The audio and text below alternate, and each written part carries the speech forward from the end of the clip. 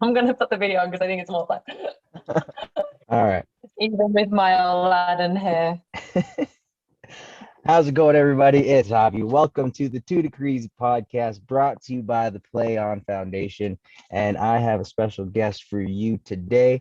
And it's not just about because everybody is asking me to interview this person, but at the same time, it's about bringing to you talent who I think are absolute beasts in the game and who you need to look out for. So everybody, Tanya, Jade. How you doing, Tanya? I'm good. I'm cooking. What kind of fish is that? It's snapper. I Ah, asked them where it was from. They could not tell me, so I don't know. fun. Fair. We're gonna Well, find out if it's good or not. and then you're just gonna fry it up. Yeah, just keeping it simple today. Been having a lot of festivities, so just some fish, some rice, some spinach, some avocado, bit of lemon Nice. juice. Trying to keep it simple. Keep it simple, but sometimes that's the best way. All I'm right. sorry if it's So, loud. no, don't worry about that. Louder the better, because that just means you're frying it properly. You got to make sure your oil's hot. Yeah. So before we get started, I like asking I have this journal here, and it's pretty Okay. neat because you have a year's worth of questions, and then each day has 5 slots. So then you carry it with you for 5 years, and you get to look back and reflect. So today's question is, did you meet someone new recently? If so, who was it? I did meet someone new recently. He is a film director. We've been Mm, talking. We met at a function. His name is Joao. He's from Rio de Janeiro, Brazil. fun. And we had a really good conversation. Just talking Sweet. about works and been kind of having small talk since. And I don't think he has any family here either, so he might be coming to my house for Christmas dinner with a few Fun. other orphans, which is kind of Oh, nice. no, that's exciting, and that's awesome that you're doing that too, especially considering it is a city where it's like I most of the people that I interact with in Vancouver are not from Vancouver. No, and the last 2 years hasn't really helped. Like a Mm, lot of people still can't go home, or even if they can, the flights are too expensive, or the process of even getting there is just a nightmare with all the tests and possible quarantines and hotels and stuff. So yeah. yeah, just trying to have some food and be merry on Christmas because we can't be with Are family. you cooking for everybody, or is it a potluck? I'm cooking. You know I'm cooking. What are you talking? What's on the menu? What am I missing out on? Again, your second time missing out. Uh, Um, I I'm a bit confused by Christmas dinners in Australia because it's so hot. We usually do seafood. hmm, Um, as much as I love cooking, I do not know what to do with the turkey. So I'm probably gonna cook some chicken, and I bought some old-fashioned ham. I don't know if I'm supposed to warm that up or something with it. you got Um, you got to warm it probably up at least. some, probably some rice and some. Yeah, I mean, there's probably going to be Chinese vegetables. Like, I don't know what else. I don't know how to roast things. You know what? That sounds like Christmas to me. That's what Christmas is all about. Especially the rice part. Confusing and taking chances. Definitely, because Santa definitely eats rice. I think I even left Yeah, out I mean, rice rice. one What year else for would I be Santa. eating? Hmm? I think I left Santa some rice one year. I wanted to be different.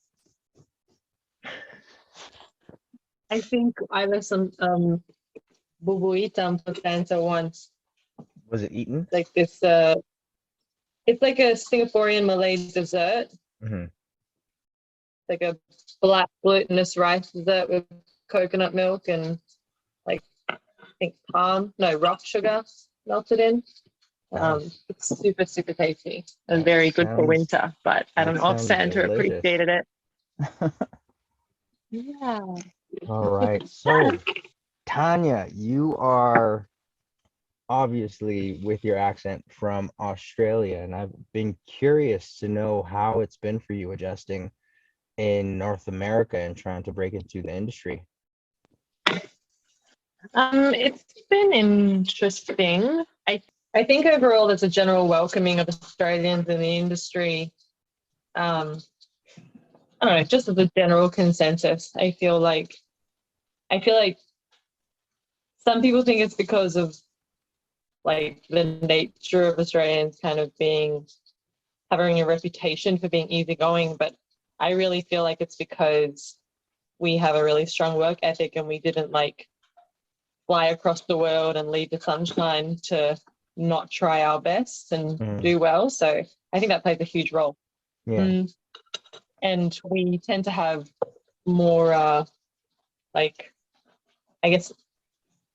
I think more people who come over to North America have a lot more training under them as well in terms of acting and film and television and stuff. Well, probably more theatre, to be honest, but yeah, it's been not bad. It's interesting that we don't really get to ever audition in our natural accent, although I recently did, and that was very exciting. And yeah, I had originally come here kind of by accident. Just ended up here after the summer intensive at Atlantic Theatre School in New York, but came here and got a work permit real quick, so I stayed. Yeah. And in Australia, I know it's changing, but at the time it was like, because I'm of mixed heritage, it was kind of deemed as too ethnic, but not ethnic enough. So we kind of tried to address that by coming here, but then it's kind of been a similar conundrum here of what am I like represented as in film and television, and people I think there's still a tendency to tick boxes there, so it's a bit hard to not be in a box. Yeah, so I with feel that, like I definitely empathize with that aspect as well in regards to filling that ethnically ambiguous box. How do you feel about that category, ethnically ambiguous? I think it has its pros and cons. I think that, there is an uproar and the demand of consumerism for more representation and more interesting areas of aesthetic. I don't know about the category itself, especially because we have now propelled into this time of, correcting representation in so many areas, which is important. As a byproduct of that, my heritage is Singaporean and Dutch, born in Australia. So previously I was going out for a lot of Latina roles, which is great. I speak quite a bit of Spanish from my time in South America. And I do speak some Mandarin, so I feel like, the tonality of that language allows me to really listen for accents and different languages as well. But, let's be honest, if people are going to cast a Chinese person to tick that box, it's probably not going to be me. That's fair. And I guess now, because it's quite sensitive to audition for anything that is not your true heritage, it's the ethnically ambiguous box doesn't really suit a lot of the political correctness of the current climate. So it's a bit of a tricky one. I feel like if it's ethnically ambiguous, or I think a lot of roles are now saying open ethnicity, just to not discriminate against anyone, which I think is a fair way to go, and hopefully the job goes to the best actor.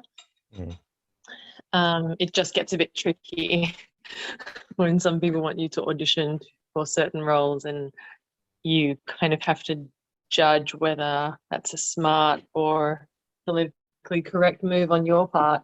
Yeah. And No, whether that's they'll fair. be pushed back from. Yeah, it's an interesting time. So then because you just said you recently auditioned with an Australian accent, what is your relationship with Yeah. accents? When did you start putting on accents, and which accent do you pull out the most frequent? Well, I started acting later. So I'd say that everything to do with acting is a bit of a more recent discovery. Hmm. I don't know where to put you right now. Hold on. This is fine. You can get sticky. Accents, I don't know. I mean, I just started accents when I started acting. And, the standard American was an important one to learn because that's just essentially the industry that it's the main industry. It's apparently the most global industry that we all strive to exist in. So that was an important one. Honestly, I think speaking some Mandarin just like really helps because, with the 4 different tones of that language, you're just really listening. And there's a lot of, I'm a very big geek when it comes to learning how things work. So for me, accents and language are very much about anatomy and, in like isolating individual things in the mouth and like where does the sound sit and Yep.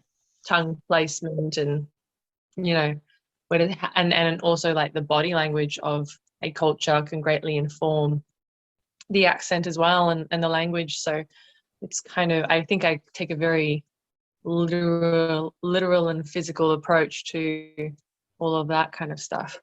Yeah, no, I feel that's one thing that a lot of people fail to realize when they start working accents is it's not just in the mouth, where you really need to posture yourself in a particular way for a particular sound.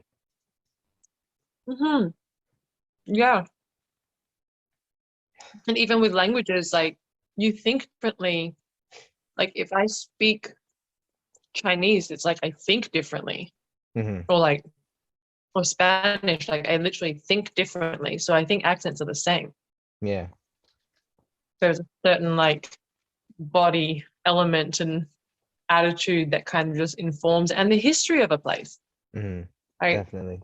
Even comparing different New York accents, you kind of can look at the history of each of the boroughs to kind of inform like where things sit and why they sit where they do. Yeah, no, I agree. I agree. Speaking of New York, have you saw West Side Story yet? I have not. I'm Oh, excited. Have dive you? into that. Yeah. Oh, it's so fun. Watch that. And then what I about need it. In the Heights? Did you also watch that one? I did. I loved it. Oh Yeah. God, I loved it so much. I think you're gonna enjoy this one immensely. But yeah, so with that, like you put on a Brooklyn accent. Was it Brooklyn in your Bronx. Bronx?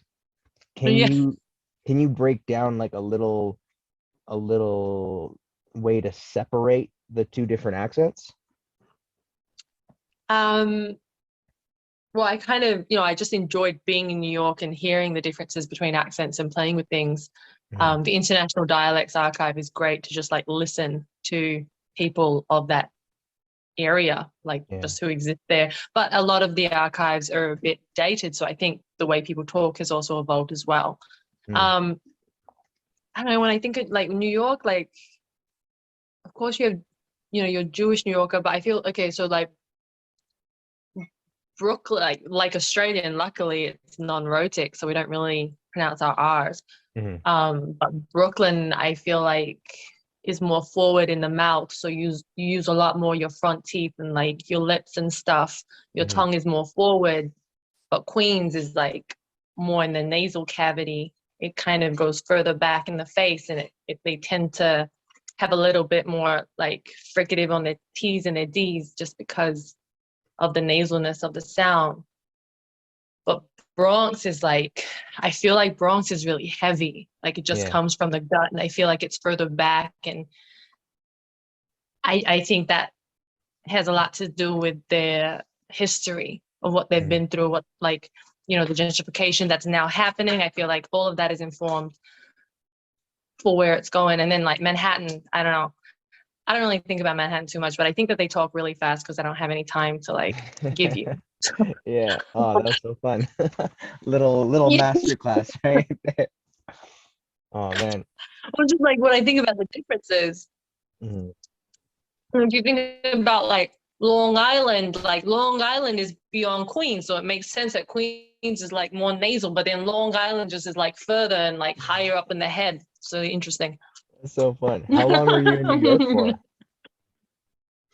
Mm, I did a couple of stints. I was in New York for the Atlantic Theatre Summer Ensemble in 2015. I think I was there for 4 months in total, and it was amazing. Like, because I was able to live in Bed-Stuy in Brooklyn for a while, and then I was living in Forest Hills in Queens with a friend. So I kind of got to explore different areas, like in a living sense. Hmm. And then I was back there in 2018 for another 3 months, and then I was living in Harlem in Hmm. Hamilton Heights, and oh God, I loved it. Like I think that was my place. Like That's so that's where I fun. belong. Nice. And then with that Yeah. intensive, did you end up doing like a performance with that as well? No, so with the intensive, we didn't, well, we performed for like all of the modules of the intensive. Hmm. But you know, it was crazy. We had like 6 days a week of 8:30 to 6 p.m. classes, plus reading plays, plus rehearsals, plus learning our lines. We had multiple scenes going in different classes, and you know, I really like they're very strict on time, which I'm sure a lot of schools are. Hmm. But as someone who does appreciate like being punctual Yeah. and like appreciating people's time, it was actually their policy that if the door was closed, like the door closes on the dot of the class, like each Yeah. class. And if you're not in it, the door doesn't open. Like it doesn't matter if you're 1 minute late, it does not open. And if you miss three classes, you're out. I love that though. That's like Like I that's theater love that. though. Yeah. Oh, that's awesome. Yeah, but there's also in terms of auditions and being on time to set and on time for meetings and on time for social gatherings, like Hmm. there's no reason to be late unless something cataclysmic happens. The Hmm. only reason to be late is disrespect. That's still Yeah. like you can plan, you can always be on time. Like Yeah. I've lost friends from people being late too No, much. that's fair. Like I 10 have, minutes, yeah, oh okay. man. You can be Um, I have a few friends who they just use the excuse where it's like, oh no, I'm always late. And then it's like, oh, you're always late? Have you ever been late for an audition? Have you ever been late for a call time? And it's like, done. no, you haven't. Oh, Yeah. so yeah, no, You late for I your get that. job? No, because they pay you. So you're Right? gonna be there on time. Oh, so no, that's So yeah, yeah, not a thing. no, I feel that. We also, Oh, because of the land of instant that we live in with like mobile access, it's also because you can text and let someone know. Like it's not like you're on the house phone, like leaving your house and like have to meet people and be yeah, there. yeah. Oh, You can just be like, oh, I'm running late. But bro, if you message me, if you arrive like later, then I know how long it takes to get from your house to where I am, which means you didn't leave your house until you were supposed to be where you yeah, are. No, that's disrespect. yeah, yeah. No, I agree. Ugh.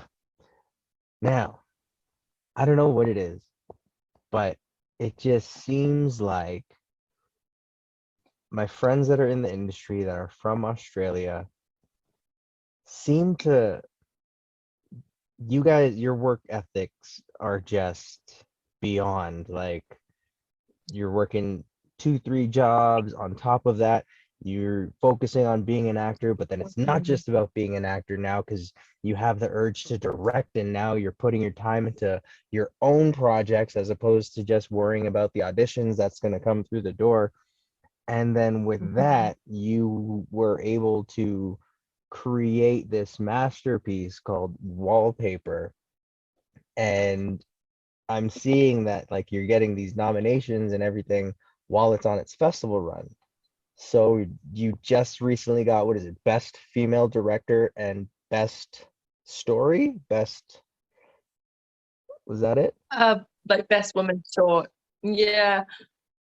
I mean, to be fair, it's the Independent Short Awards, so like it's a festival that runs every month. So sure, Okay. but yes, it did happen, and that was a nice little golden egg, Easter egg to have in the inbox. Yeah. It's. I think it is nice, no matter, you have all these levels of festivals. God, there are so many, but it's just nice to have recognition of someone saying, yes, like you did something right.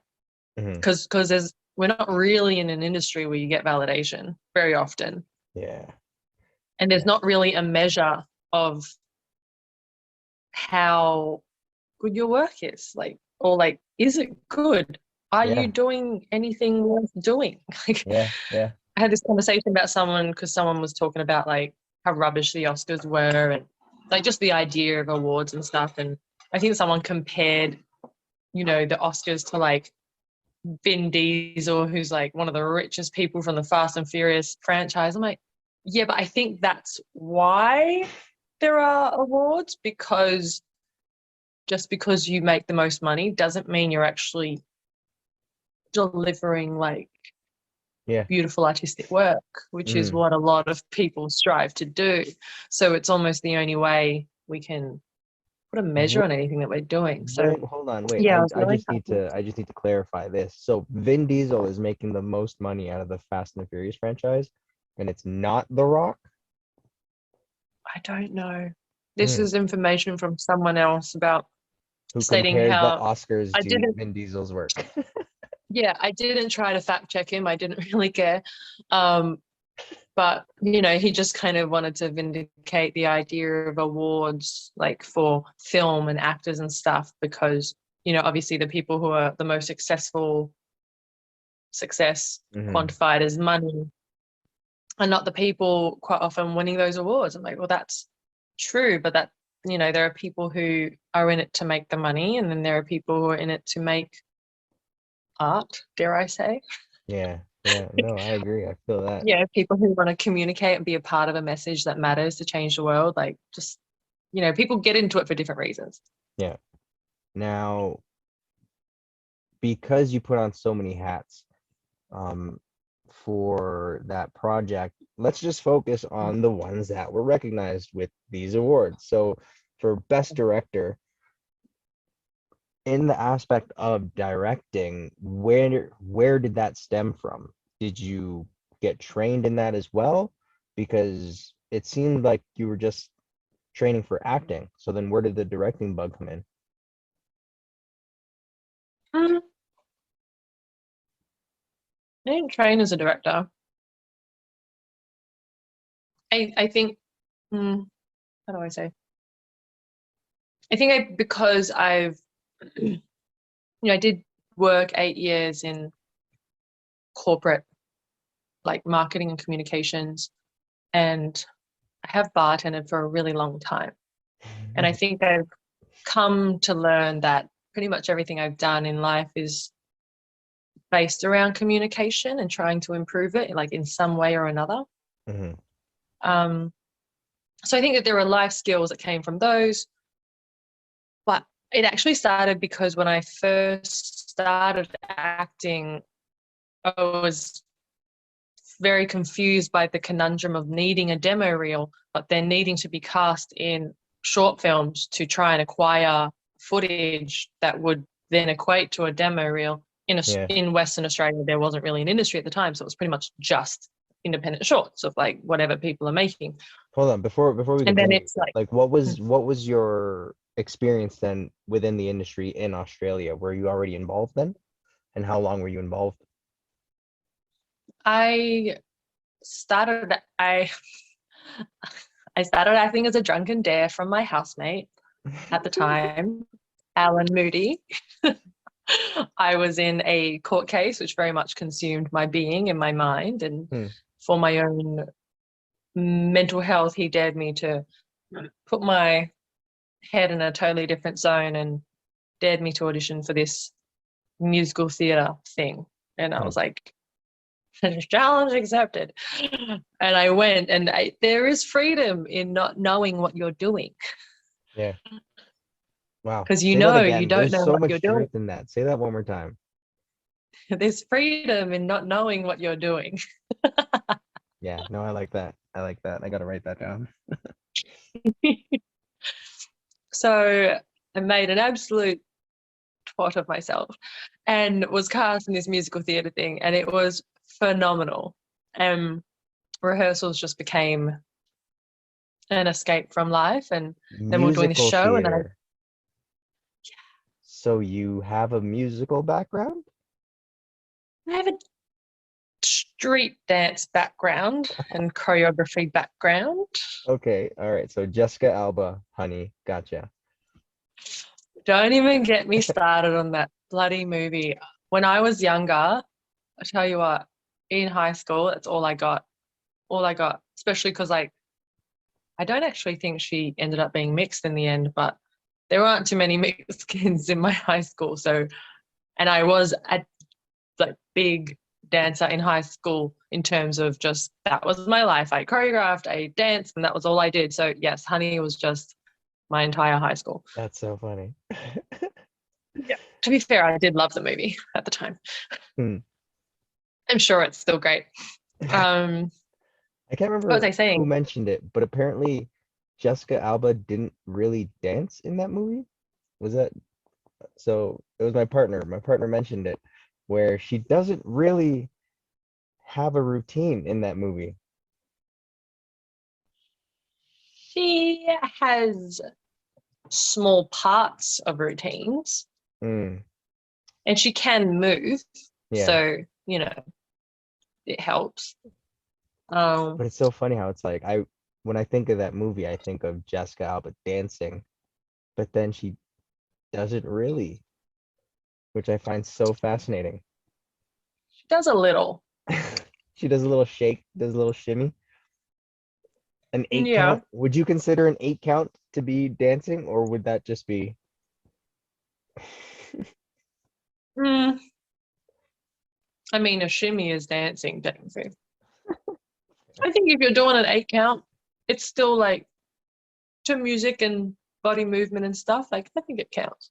okay, fine, fair. Okay, so musical theater, and now you're directing, and then your corporate job and your bartending kind of gave you that air of command in a room. Yes.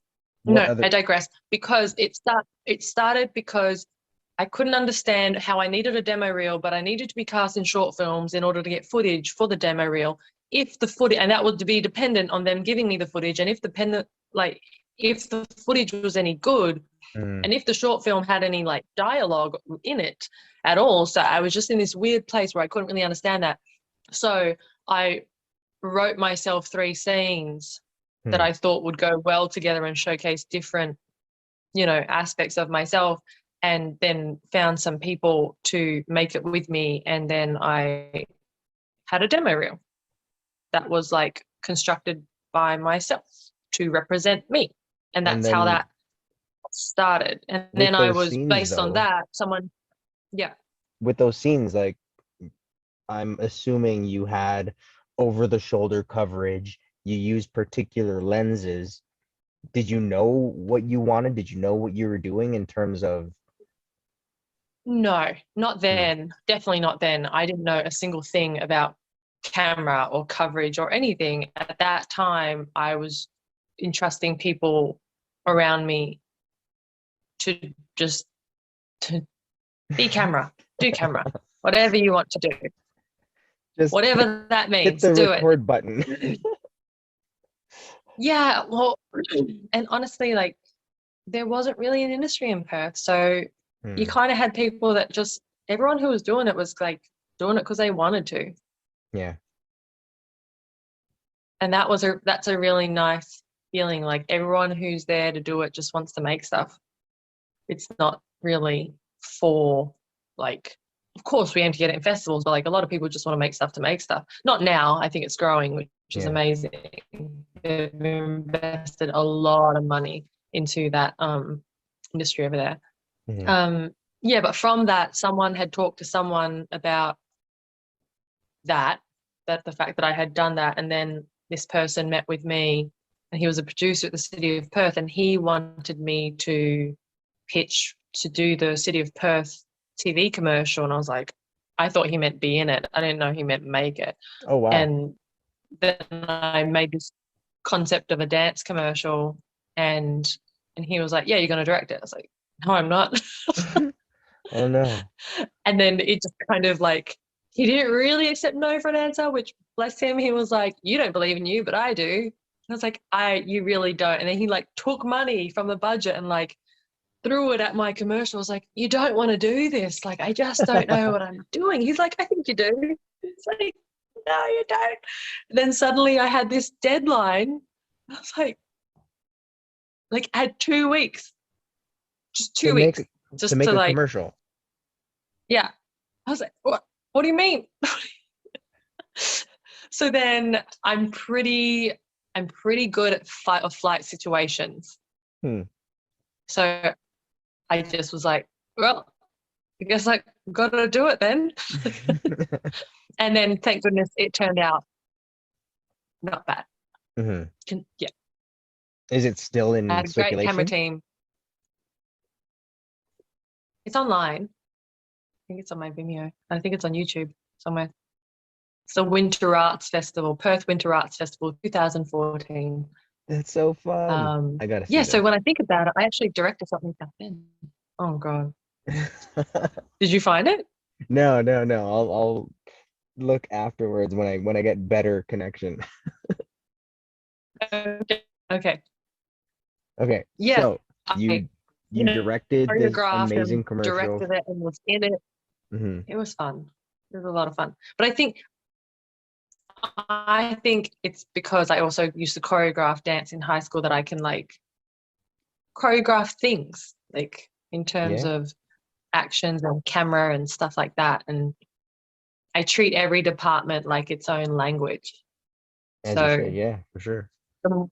The more I know about each department and what they need to best do their job is like just going to make everything run smoother. So like I gripped on a short film recently. I'm not a grip, but hopefully I was helpful. But okay, hold on. Good. I'm terrible in regards to understanding the behind the scenes. Let's see. Where what exactly is a grip and what exactly is a gaffer? Because I keep mixing those two up. So gaffer and grip work very closely together, and they will work together with the DP. The gaffer is basically lights and electrics, and a grip will shape the light, if that makes sense.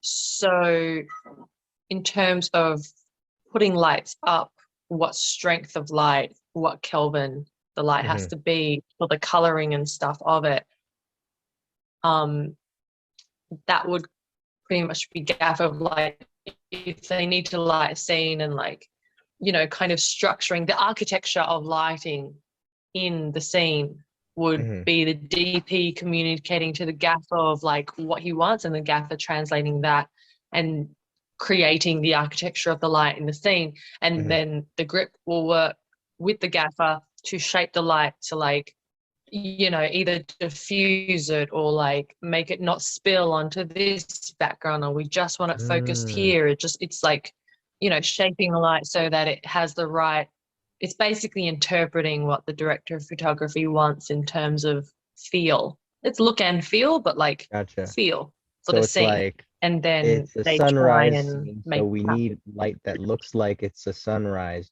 but then we want it to fall on the actor's face. So then the grip is going to make it fall on the face. Yeah. And like make sure it doesn't spill, like make sure it falls on the face, like precision wise where and diffusion wise, like it'll be like the strength of the light, but also diffusion to like have it be softer if that's the look that they want. Yeah. And also to make sure that the light doesn't like spill onto like into the rest of the frame or anything. I saw the gaffer on my short film did something, and I have taken that little thing with me and I use it myself. I was like, why do you have empty Diet Coke cans with holes cut in them?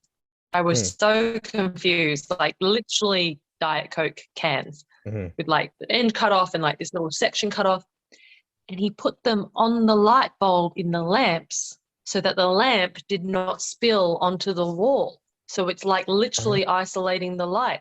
But because it's metal, it won't burn or melt. I'm like, that is brilliant. Nice, So nice. I now have a little collection of ginger ale cans in my closet.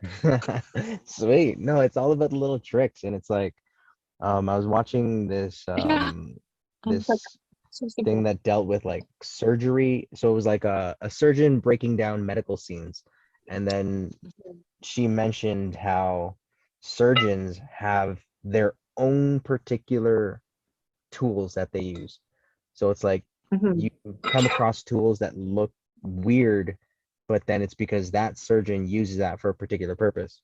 So it's like when you're on set and you Mm. have that particular tool, that's that gaffer's trick. That's his trick tool. So it's like that's pretty neat how that Yeah. what do you call it? Yeah, translates Yeah. to people's works. But back to your directing. Oh my So God, okay, well, now for your project in particular, mhm. where did you, I guess, where did you funnel that energy from in terms of, did you have any influences in your directing? Was this specifically something that a vision that you created and you birthed and that you haven't seen done before? Or where was the influence for this from? It's a great question. I thought I probably should have thought about this before. Um,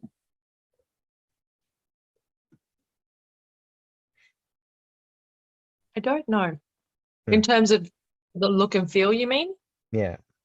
And like particular shots, if you saw a particular shot in a different movie and you're like, I need to use this exact same shot to capture this feeling. I can't actually think because thinking about the mood board that I had, it wasn't actually film frames. It was like random things. I think I'm a big texture person. Hmm. And so whenever I see, like whenever I play with a camera, I very much love texture and like the feel of like fabrics and the feel of the small details. Like they really get me. My DP friend said that, oh, you like fragmented images. I'm like, I don't, yeah, I think so. I think that's what that might be called. But whenever I see films, just say generally, there's always these like extreme close-up shots that grab me if like the Hmm. texture is rich, and I like seeing when they leave things out of focus to still Yeah. serve like telling the story and stuff. I very much notice those kinds of decisions that directors make. So I feel like, and I've been in that situation where you do your shots and then it just doesn't feel like when you tie it together in the edit, it doesn't feel like it feels like you were just getting coverage. Like it doesn't feel intentional because I feel like camera Hmm. work and choice of shots and duration of shots should also carry the story. It's not just the script and you just getting coverage. The types of shots and how long those are and Yeah. where they are in the edit very much like serve the story. So I wanted to make sure that like I did my shot list, I kind of edit in my head. I wrote the shot list kind of guess out of sequence because I was literally writing like what I saw in the edit. Hmm. And I don't think I took specific inspiration from film and like in general. I think I do always pay attention. Filmmakers kind of make these choices that keep the film like the story being told through the camera work as well and the choice of shots, not just the acting and story. I just wanted to make sure that I was, filming for the story always. As a result of that, I mean, we didn't really have any backups because I kind of shot for the edit when I did the shot list. So, I kind of had the master shot as a backup, but I kind of knew how long each shot would play in the edits to not waste time getting coverage that I was never going to use. But that was a bit risky. Well, have you done that before? What's that face? Since this is a podcast, nobody's gonna might not be able to see that, but I think I'll have to upload that separately in a video clip. But Tanya's drinking something, and I think it's sour. What happened? It's something. Eeh, Oh, what was that? gonna wash that out real quick. It was a bit of Kahlua and almond milk, but I think something was something more. Oh, let me get this taste out of my mouth. That's funny. Nice. All right. Sparkling water and guava juice it is. That's a sign. You've had enough to drink. Yeah. Oh man. Oh, that was disgusting. Oh. Anyways. But yeah, because like I've worked with directors who were very by the shot list because they just know. And then I've also worked with directors that are like, hey, maybe this shot will look fun. Ooh, let's also get this coverage. Let's also do this coverage. So then, but then it's like that's their method. They've already done that. So then it's like, have you done this before where you're very much by your shot list? I was very much by my shot list, but I always like to leave a bit of room in the schedule to be able to play as well, just in case something doesn't work out or in case we find something like really cool that we wouldn't have seen before. And that happened twice in Wallpaper. And I'm really glad we found them.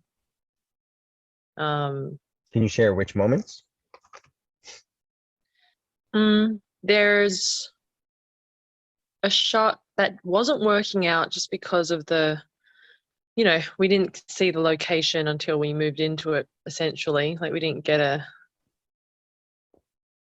tech inspection of it. So one of the shots just wasn't working, this close-up of the hair and the texture that I wanted. So there were some floorboards and the light kind of hit the floorboards in an interesting way. And then because in the edit I had the timing of the shots in my head, so I was like, I need another shot to fill this shot that isn't working. So we ended up filming the floor and like getting her feet like getting out of bed and just like walking into frame and then walking out. And it worked really well. Like it looks great. You can see the texture of the floorboards in it.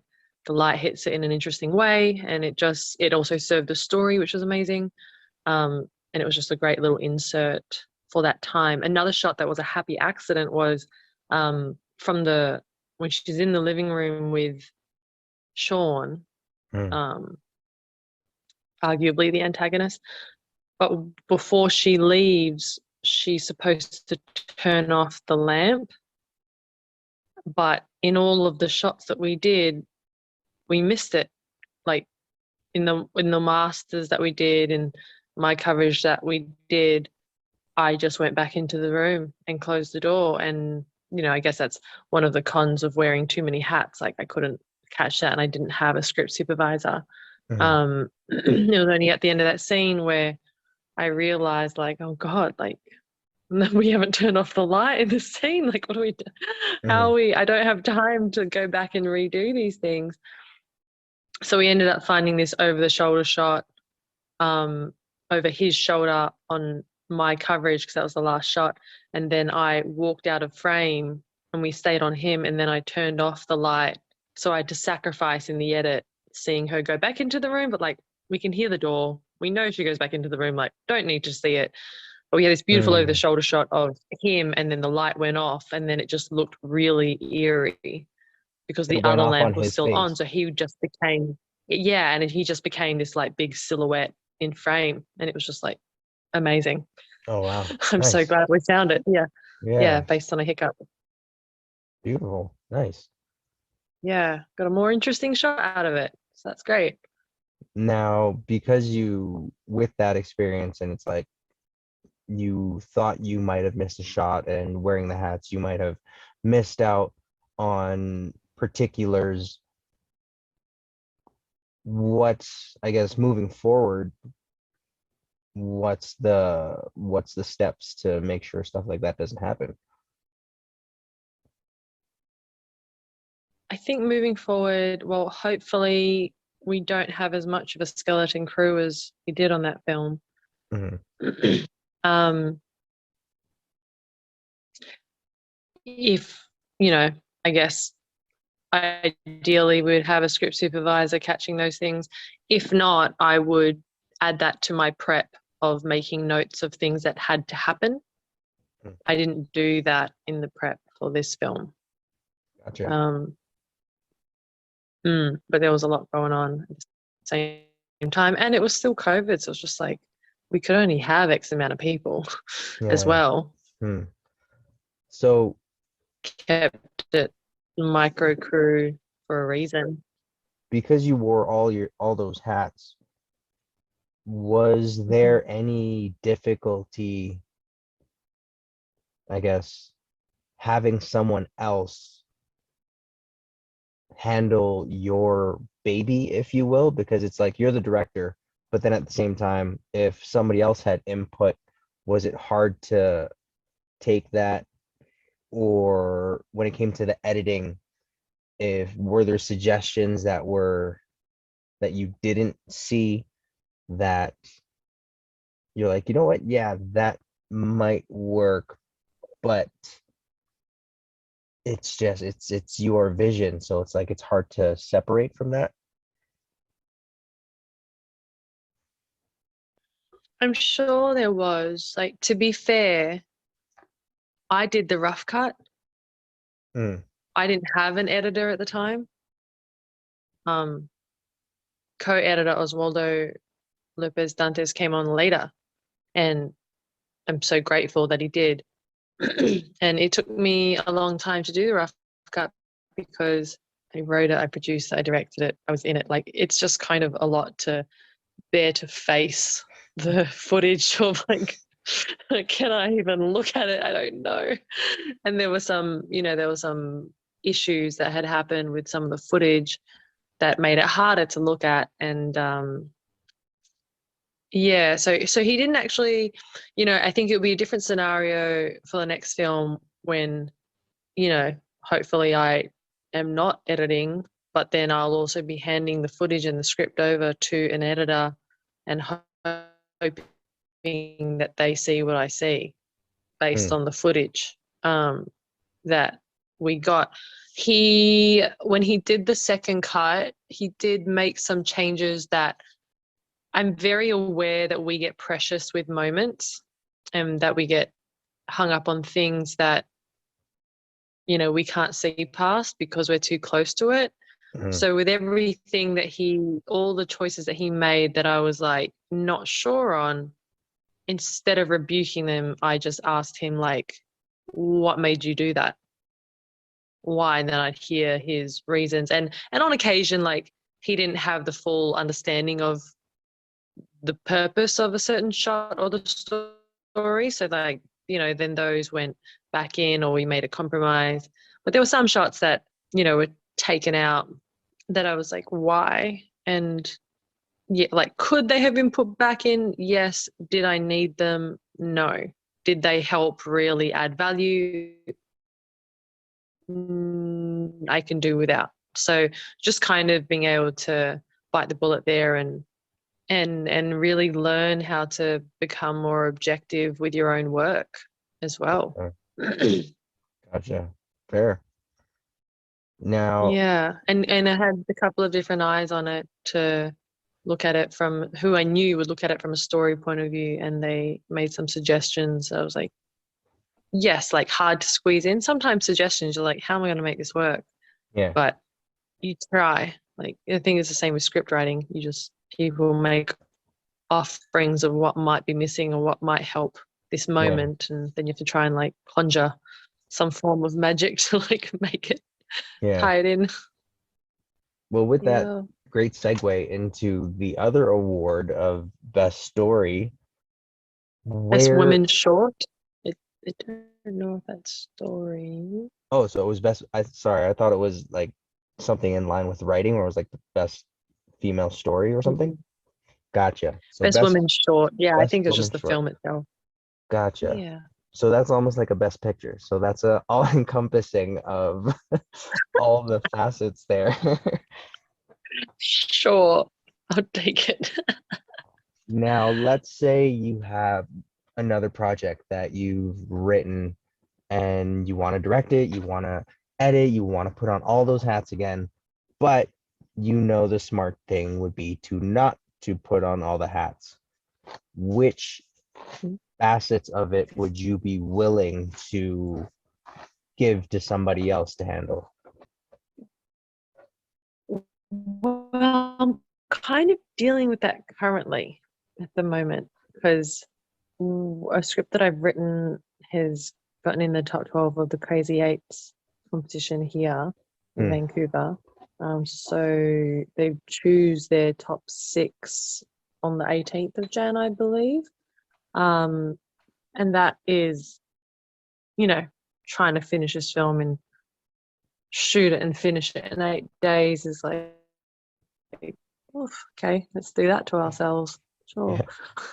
Um, but I am fortunate enough to have worked with 2 other filmmakers who very much believe in the script and have come on as producers. So, at least I won't be producing this one, or at least not alone.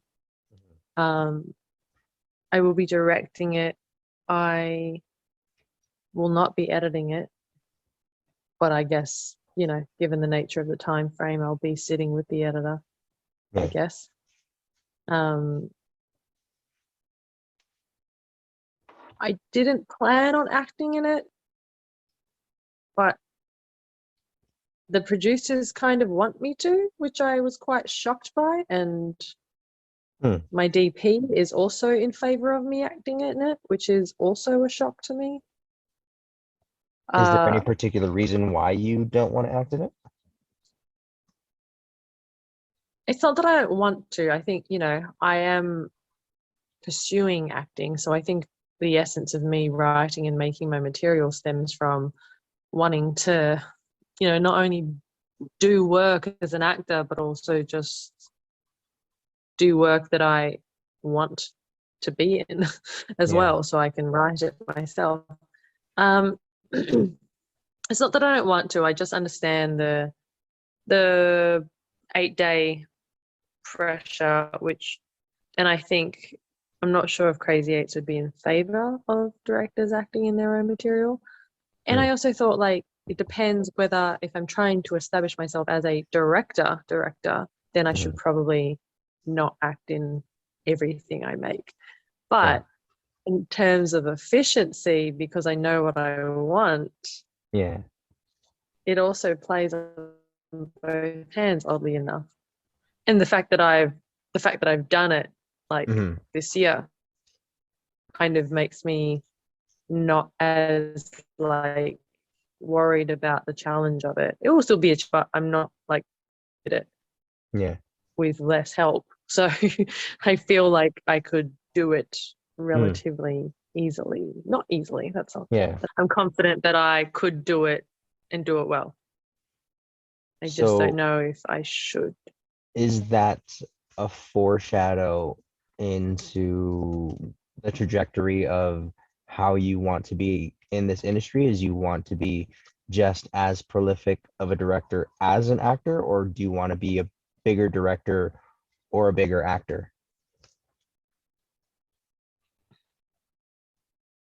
I think that's a tough question because I think history's showed us that people, either become established actors and then they get the opportunity to direct, or actors don't end up acting and then they direct. And it seems to be one or the other. I know obviously inspirations like Michaela Cole and Phoebe Waller-Bridge are huge, and Issa Rae. And will they, will their material skyrocket them to more successful castings as actors, or is that then their path? Is that a new path of just like writer, director, actors who make their own content? I feel like that's almost where that's going. And I don't know. I mean, obviously, I love acting, and I love being directed. I love trying to serve someone else's writing and being able to conjure magic and connection and put messages in that way. I love that as an existential challenge.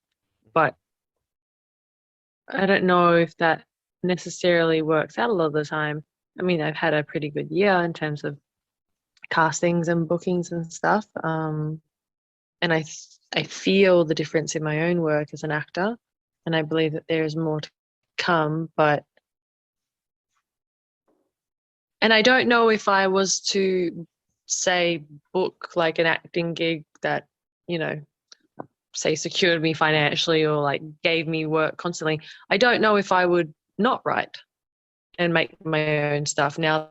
So I really haven't answered your question. Let's just say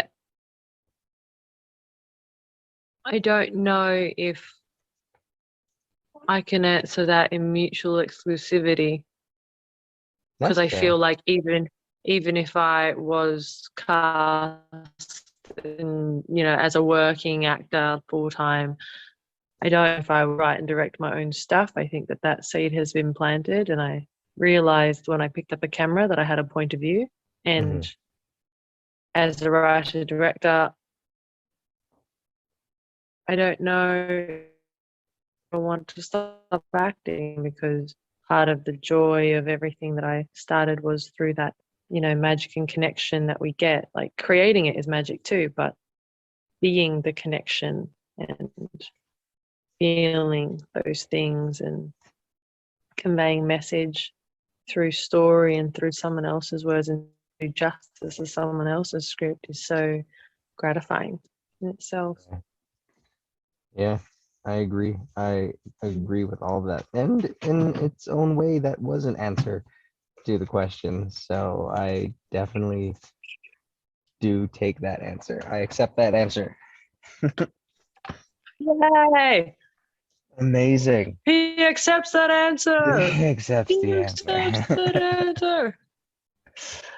Oh, Tanya, thank you so much for lending me your time and for saying yes and for sharing your amazing wisdom that I know is going to resonate into the ethers of Hollywood entertainment and even indie entertainment. It's not just all about Hollywood. It's just you have stories Definitely and not. you have a vision, and it's coming. It's coming. And world look out is all I have to say when it comes to Tanya Jade. But yeah, no, again, thank you so much for coming. Thank you, Chavi. I'll talk to you soon. Talk to you soon. We'll do a proper catch up, definitely. And yeah, enjoy your rice-filled thank you Christmas for having dinner. me. Oh yes, all of the rice. So everybody, once again, thank you all for joining us on the 2 Degrees podcast, brought to you by the Play On Foundation. Don't forget to hit the subscribe button, like button, 5 stars, leave your comments, tell a friend. But thank you all for tuning in.